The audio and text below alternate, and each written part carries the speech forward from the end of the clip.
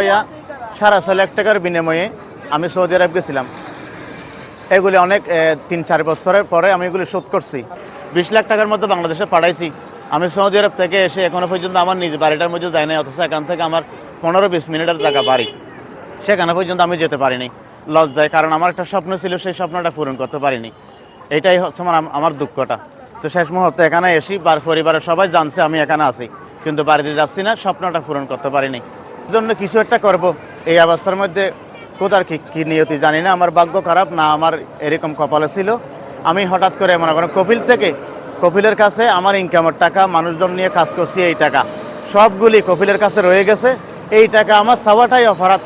আজকে চাইছি, গতকালকে আমার রুমের মধ্যে রেড দিয়ে আমার একামা ঠিক আছে, আমার একামা ঠিক ছিল, ডেট ছিল, এবং আমার আপনার একামার ডেটকে বলে দিয়েছে আমি ওনার কাছে কাজ করি না। অথচ আমি রাত্রেও, যেই সময় আমাকে পুলিশে ধরেছে, এই সময় রাত্রেও আমি কাজ করে আসছি, এবং এটা আমার ড্রাইভিং লাইসেন্স। ঠিক আছে ভাই, আমার সব কিছু ওকে থাকার পরেও আমাকে একামার মধ্যে খুরুম মেরা লগে 1-2 দিনের মতো আমাকে পাঠাই দিছে। আমার সাজানো সংসার, পুরো সাজানো স্বপ্ন সব তছনছ হয়ে গেছে। পরে আমি এখানে এসে আমি চিটাগাঙের মধ্যে রেজিস্ট্রি করে ড্রাইভারি করছি 5 বছর। সেখানে গেছিলাম, সেখানে কোনো জায়গা হয় নাই, মানে গ্যারান্টেড লাগে, এই লাগে সেই লাগে অনেক কিছু। কোনো একটা সরকারি গাড়ি চালাইতে চাইছিলাম পৌরসভার, সেখানেও অনেক মিডিয়া লাগে, দালাল লাগে, এই লাগে, টাকা লাগে। এভাবে কিছু নিয়েছিলাম। এক বন্ধু আমাকে বলছে, কই এরকম কাপড়ের দোকানে একটা লোক লাগতেছে, তুই আপাতত সেখানে সময় দে।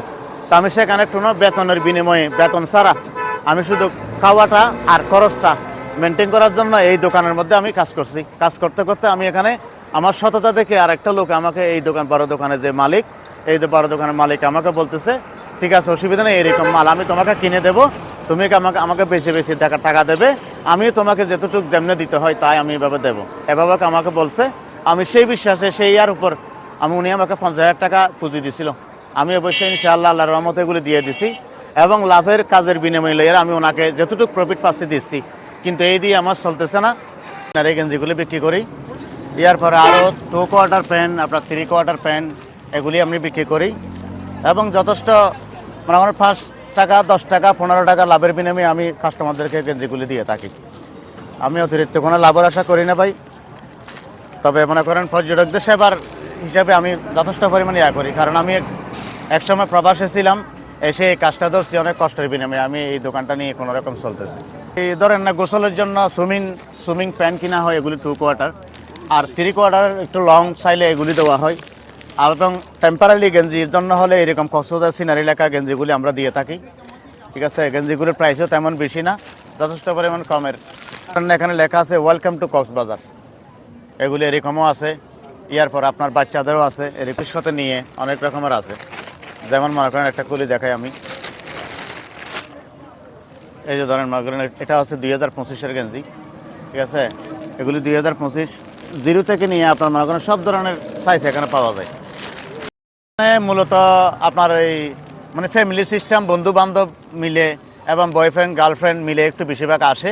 তো এখানে তো ফ্রি মাইন্ডের এরিয়া, মনে করেন পর্যটক হিসাবে সবাই ফ্রি মাইন্ডে চলাফেরা করে, কেনাকাটাও করে।